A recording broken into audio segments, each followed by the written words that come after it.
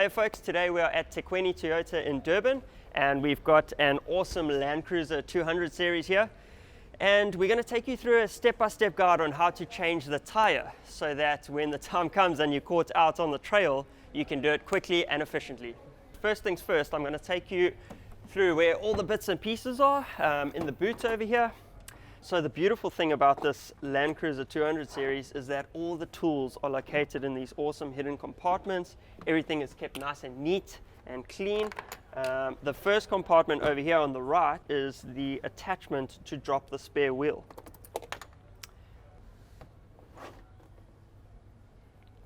So I'm going to use the tailgate as a little working surface to put all the tools out and get everything ready. So the spare wheel lowering kit is just these 4 rods that interconnect to each other.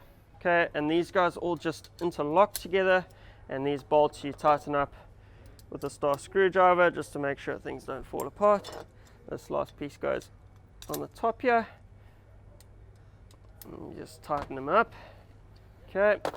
And at the end of this side is a little ridge that goes into the back of the tailgate, which clips into place and enables you to lower the spare wheel. So the next step after we've connected this lowering kit rod is to get the jack out.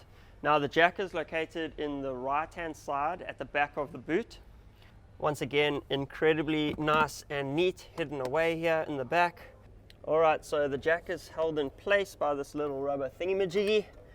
And you just unclip that and then loosen the jack a bit. Alright, so I'm just going to pull the jack out here, place it on the tailgate.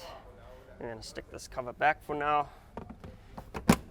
The way we're going to use the extension rod is at the back of the tailgate over here, there's a little hole located. You just got to lift this flap and insert the extension rod, and basically it just clips into place. You got to wiggle it around a little bit. There we go, that's into place. And then just use a little bit of leverage over here. Right, so just keep turning and you can see the spare wheel lowering there. Okay, so just as it's lowering. Okay, so now the chain's loose. This is the first time you actually got to get your hands dirty. You got to reach right inside the center of the spare wheel here, follow the chain down, and grab this metal piece that holds the spare wheel in place. There we go. So that's all loosened up. There's actually a little hook over here which you can put this metal thing onto to get it out the way. Then we pull the wheel out. And this is just a little protector piece. We can pop that there for now. Bring the spare wheel around to where we're going to be working.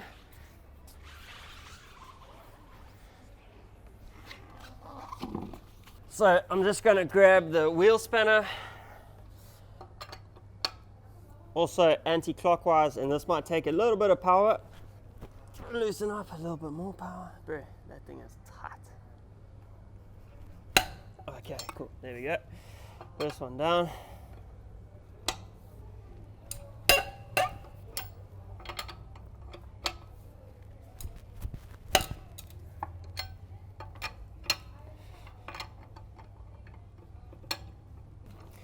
Alright, so we've just loosened all the wheel nuts and I'm going to move over onto the jack. So what I've done is I've already just raised it up a little bit. So actually what it tells you is probably one of the most important things of where the contact point is to put the jack underneath the car. So obviously we're working on the rear wheel at the moment, so there's a little section underneath the axle that you can slip this into, and you can see these ridges over here actually align directly with that little notch on the rear axle. Alright, so I'm going to stick this guy underneath the car, just locate that specific point on the axle, and in my opinion, I always just like to work from the side of the car. It's a lot easier to access, and it's probably safer depending on what conditions you're in. If you're on an incline or anything like that, it's just easier to work on the side of the car. Alright, so I'm just going to slide in underneath the side of the car here, locate the section on the rear axle, so the ridges on the top of the jack will line up nicely with this little contact point on the back of the rear axle of the 200 series. So basically the principle for this is just to keep the jack secure and in contact with the axle so it's not moving around. There you go, slots in nicely, exactly into the grooves of the connection point and obviously on the jack. Okay, so now that the jack is secure, I'm just going to come and get the extension rod again. This is the wheel lowering extension rod that we connected before, and this little hook over here connects onto the jack just to give you a bit of leverage to raise the car. So we're going to connect this onto the jack at the back here. Line up the hook with the jack and connect it in there. Now we've got our leverage to raise up the car. And just going to line it up and then start winding.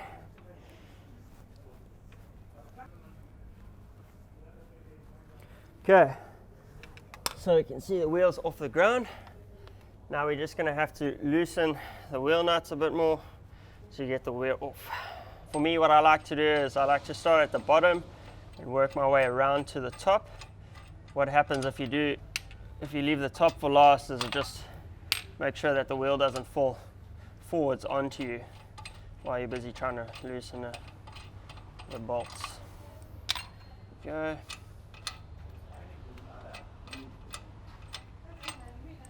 Alright, so we just got the last bolt here, just using my foot as a holder to keep the wheel straight up so it doesn't fall over as I'm taking the last bolt off. You got to be careful because this wheel is super heavy, so we're just going to move this stuff to the side like this. I'm going to stand up, just brace myself, pop this guy off, pull it out. I'm going to roll it to the side over here, put it down, and just slide it underneath the chassis over there, just as a safety precaution to keep it, if something does happen to the jack and the wheel falls down, the whole car falls down, it's going to land on that tire. Cool, so we're going to grab the spare wheel, going to bring it as close as possible, you're going to get down here. Okay, so the trick is just to line it up with the bolts, and what I like to do is I like to just keep it in place with my feet, get a little bit closer, use my arms on my knees and the bottom of my feet just to lift it up and just pop it onto the bolts like that. Just is a little bit easier so you get nice leverage. And then once again, we just start at the top and work our way down to the bottom so that the wheel doesn't fall towards us. I'm also just keeping my feet in place here, just holding the wheel in so nothing can go wrong.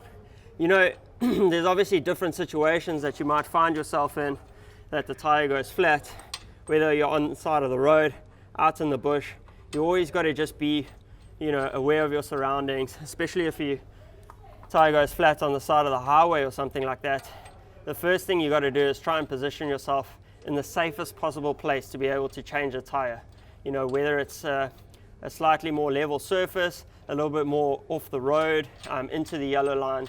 But yeah, just always be aware of your surroundings so that you don't make it more dangerous for yourself when you're trying to change a spare wheel. Alright, so just make sure it's finger tight then.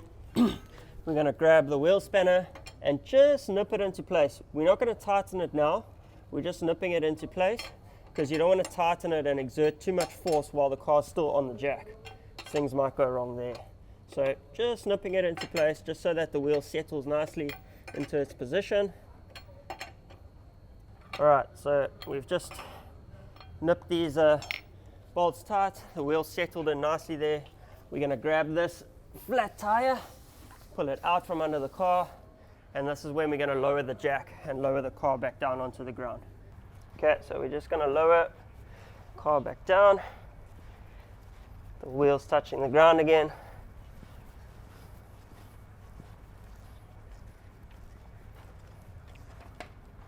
Okay, so we just lowered the car, wheels touching the ground again, and we're just going to quickly get the jack out. Reach in, pull it out. There we go. We can just set all this stuff together here by the spare wheel. And now we're going to just tighten the wheel properly into place. And what you need to do is you just need to go star across each nut so that you're tightening it evenly into place. So always go from the opposite nut to the opposite nut.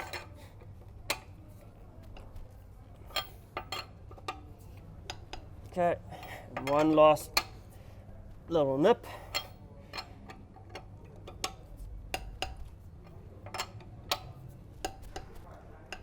Okay, so we just made sure all the bolts are tight. We're just going to collect all our tools, put them into the back of the car, and then we can get going.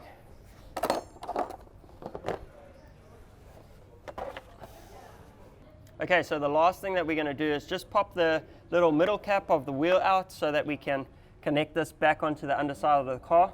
A little trick that I've learned is in the tool kit is this little lever, and you can just pop the metal ring out using this guy, grab this, and then put these two clamps together.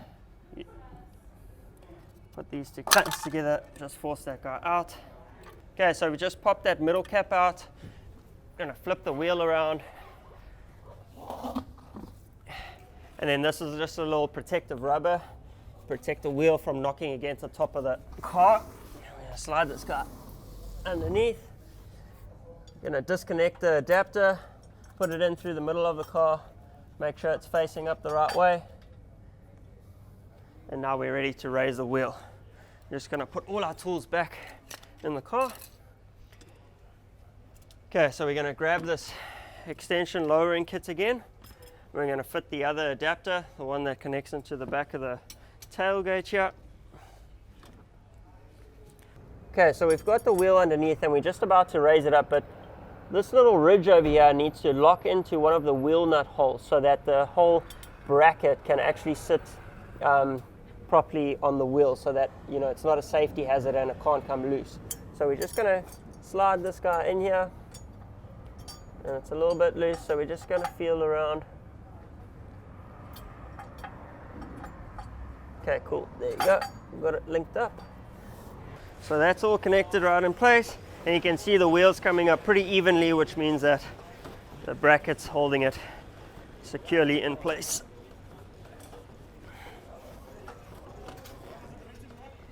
Okay, we're going to make sure this thing is nipped up 100% tight. We don't want any spare wheels coming off while we're driving. I'm going to take this bracket out, disconnect all the rods, and just set them down here for now. We'll pack everything away, and then we can get going. So we just packed all the tools away, lowered down the jack, and we can stick this guy back in its little cubby hole.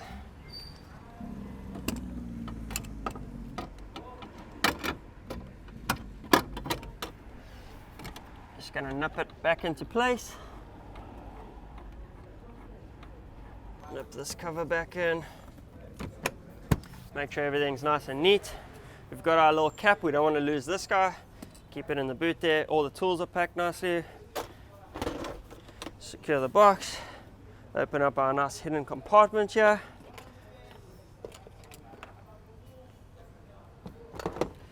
Slide the toolbox in there. Secure everything. And that's pretty much the process of changing a Land Cruiser 200 series tire. Alright, so everything's packed away nice and neatly in its place again.